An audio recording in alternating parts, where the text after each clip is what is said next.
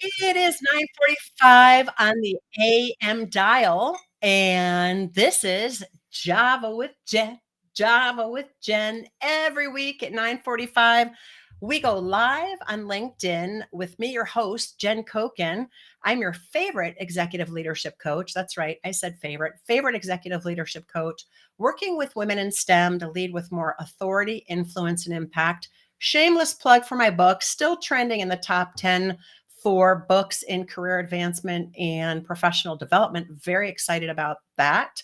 And so happy it has been so well received. And my guest for this whole week and on my Empowering Expert series last week is Shirley Bloomfield. Shirley is the CEO of NTCA, the National Rural Broadband Association, which is an association of 850 rural telecommunications companies that are focusing on bringing innovation to rural areas and small town America. She also happens to be a friend, and I've been known her now 8 years, been working with her and her women execs, the Women in Tech group. And we have a book club going on now, which is super fun with my book. So hint, hint, if you want to be part of it, come join us. And let me bring Shirley in. First of all, Shirley, I always think about that from the movie Airplane. I've never heard that before, ever, Jen. Never heard that before. Well, hello. Did you have a good Memorial Day? It was amazing. It was great family time. Thank you for asking, Jen. I hope yours was good too. It was. I was in New Jersey with my folks, and I've always loved, barbecues, Memorial Day. I love this time of year. It's also when the hair gets big. You know what I'm talking about. Bigger. I'm just going to be like Texas.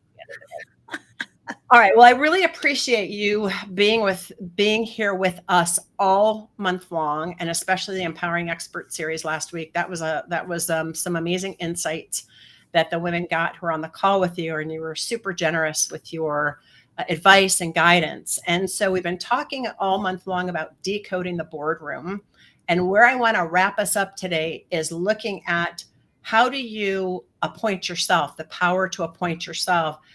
Not just owning the room and claiming the space, which are things we've been talking about, but how to stop looking for permission. And I have two specific questions for you. The first one is, when a woman walks into a boardroom and doubts she belongs, what's the first thing you tell her to remember to reground herself and own her power?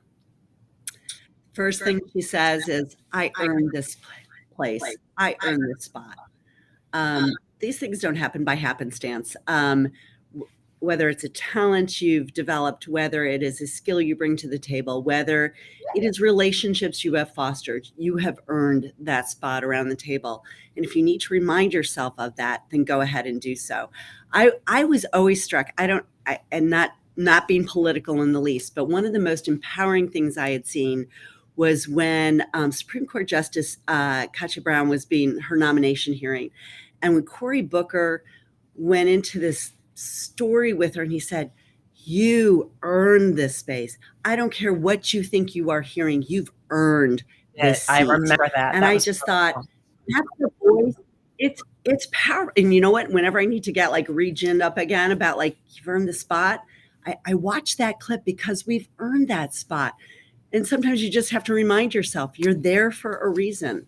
And so just owning it. Yeah. You didn't get there by accident.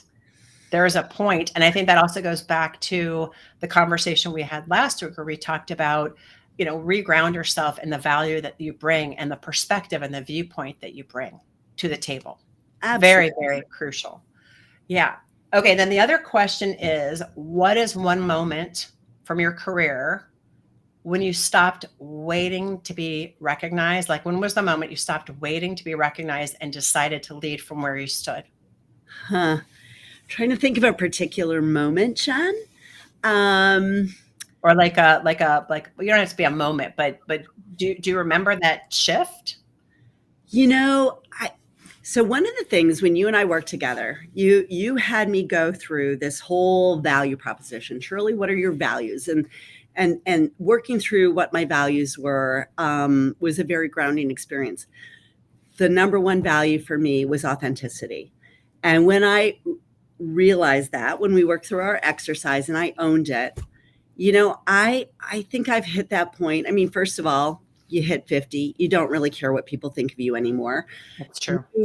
And then kind of blending that with that, the most important thing I bring to everything I do, whether it is being a CEO, a board member, a mother, a grandmother, it is being my authentic self. And I think that is something I keep in the back of my mind.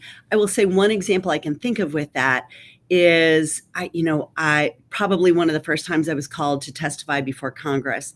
And you always go through the imposter syndrome of like, oh my God, it's going to be these 30 people. They're going to be grilling me. Do I know this stuff? Do I know this stuff? And I can remember feeling like 3 questions in, I know this stuff better than they know this stuff. I got this. I got this. And then finding myself having fun with it before feeling like I just wanted to vomit on the table. But it is kind of that sense of like, okay, all right, okay, you know what? They don't actually know what they're talking about, but I know what I'm talking about. And I'm kind of reveling in that right now. I love that. I love that because it connects with the other story about Supreme Court Justice Ketanji Brown and Cory Booker too, right? Yeah. And I think I'm going to do another shameless plug for my book because we're reading it with your Women in Tech book club. But what you spoke about leading authentically, that is the basis of leading with authority, because that root word of authenticity and authority, AUTH, is the Greek word for self. And get my book because it is a roadmap. I almost said a street map. I don't know why. Street map, roadmap, framework for how to lead with authority, because it all starts with you and that inner game so that you can feel like you have the freedom to influence other people. And we talked about this last time about the ability to create these partnerships, or this ability to flow energy between 2 people. So when you're going in to give a board presentation, don't give all the goods. Leave room for questions so you can create that symbiotic, relationship. And then you're also, I think, leaving the board member feeling like they've got something to contribute because they're asking these smart questions. Absolutely. It's such a two-way street. And then, to me, it connects all those dots, and it's building blocks. And then, and that builds on the relationship, and that builds on the trust factor, and that builds into more time in that boardroom. And that builds into a relationship with a board member. Although if you're a staff person, be careful, Right. when you're balancing, don't jump over your CEO to build separate relationships. Be very mindful about how you manage all of that. But I think centering yourself enough to be aware of where you stand with everybody, but it makes it a lot more fun too. And you know what? If we're going to be working 14 hours a day, let's have fun while we're doing it. Let's have, this is why my company's called Embrace the Ridiculousness of Life, because life be ridiculous. Faux show. Well, I'm going to keep this short and sweet. I know you got a meeting to get to. Thank you so much, Shirley, for joining me all month long for Java with Jen. Super appreciate you, and always appreciate your perspectives, your leadership, the way you empower the women around you, and all the opportunities I have to connect with the other women in STEM in NTCA's broadband community. And until next time, friends, this is Shirley, I'm going to say it one more time. I don't know why. What's that? Because you couldn't help it. I couldn't help it. With Java with Jen, Java with Jen. And we'll see you next time, friends. Ciao, ciao for now.